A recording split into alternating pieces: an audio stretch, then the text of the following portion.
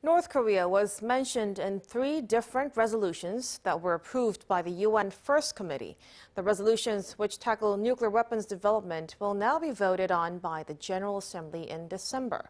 In response, the North has accused the committee of double standards. Meanwhile, a news report has shown the extent that Pyongyang is attempting to spy on the United Nations. Do-yeon tells us more.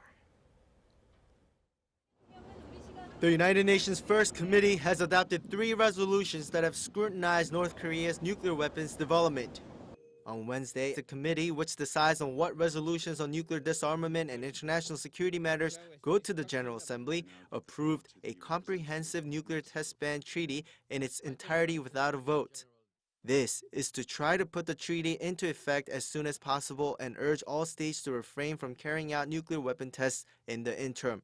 If passed by the Assembly, the treaty would condemn the 6 nuclear tests conducted by North in violation of relevant Security Council resolutions and urge its full compliance.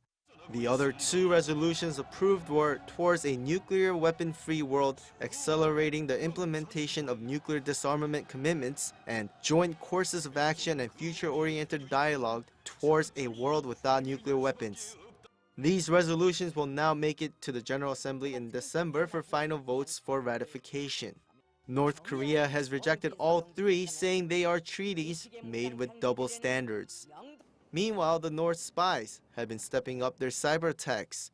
This is according to media outlet Foreign Policy on Thursday, which spoke to Aaron Arnold, who participated in investigating sanctions violations for the United Nations on North Korea. Apart from evading sanctions and amassing cash revenue through black market financial operations, the North now also has taken an interest in spying on UN sanctions experts and the UN bureaucrats and diplomats who oversee their work, as well as reporters. The report said that just a few years ago, the Reconnaissance General Bureau, which is Pyongyang's intelligence agency, was only able to send clumsy and obvious phishing emails. Now, the attacks are more sophisticated and targets have to deal with them on a weekly basis at least. Do-yeon, Arirang News.